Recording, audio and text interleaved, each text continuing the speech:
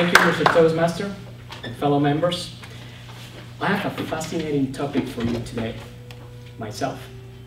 And I would also like to share a story of two journeys in my life.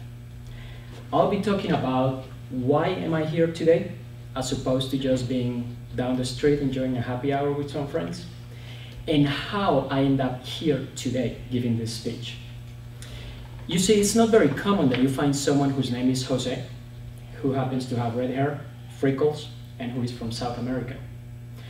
That stems to my grandfather, who was originally from France, and who migrated to Colombia when he was in his early 20s.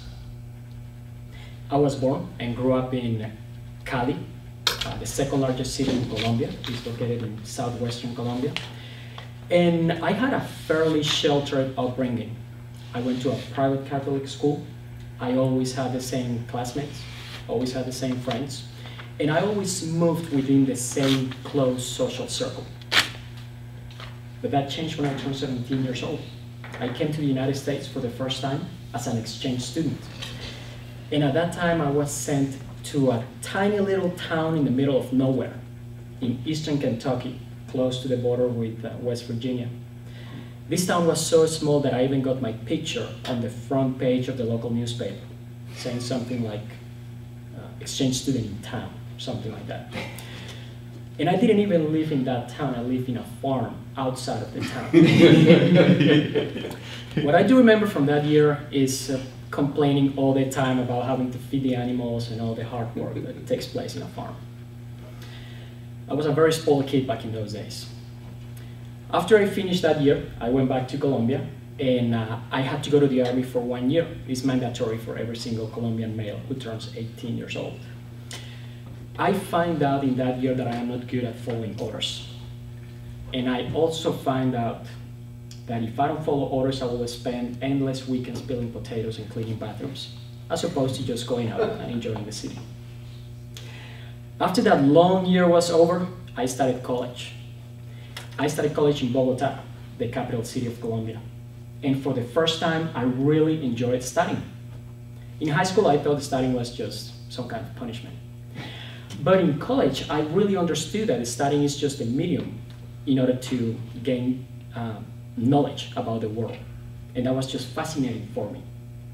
And I had a group of classmates from all over Colombia who were extremely intelligent and just very interesting people. I enjoyed college so much that I ended up getting 2 degrees, one in finance, one in international relations. And right before graduating, I got the chance to do an internship for 6 months in China, in the Embassy of Colombia in Beijing. Well, I transformed that 6-month internship into a 1.5 year long adventure, where I was able to study, work, travel extensively around the country, and overall just get to know a lot about the world.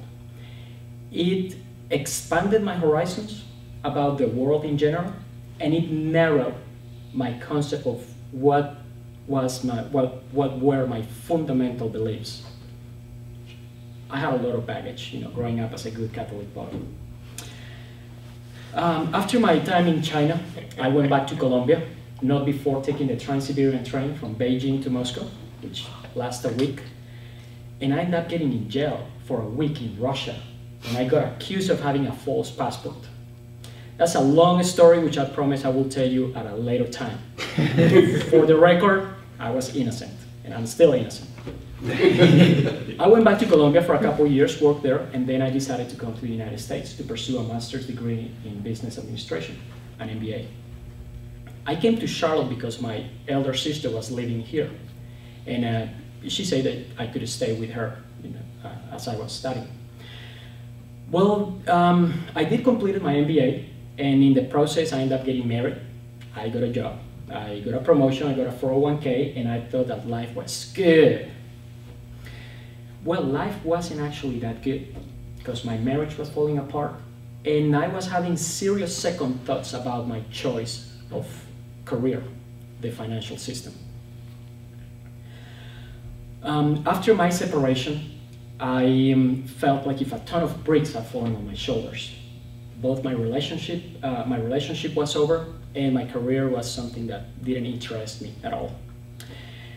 At that moment, I came up with an incomplete list of all those fears that I have accumulated throughout the years. And I decided I was gonna tackle all of them.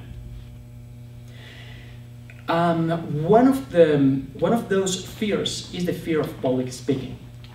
Now, I can rationalize that public speaking is just a conversation with a wider audience. But when it comes to the real world, when it comes to me giving a speech, it's such a source of anxiety, and it just causes fear. It makes no sense still. So what I want to do is that I want to close that gap between my rational self and the real world. At that time was when I found a Toastmasters, and a few months later, I ended up here. I do believe that the greatest journey a man can ever take in his entire life is that of identifying, understanding, tackling, and conquering his fears. I do believe that's a journey that will truly be a fascinating one. Thank you very much for your time. It's a pleasure.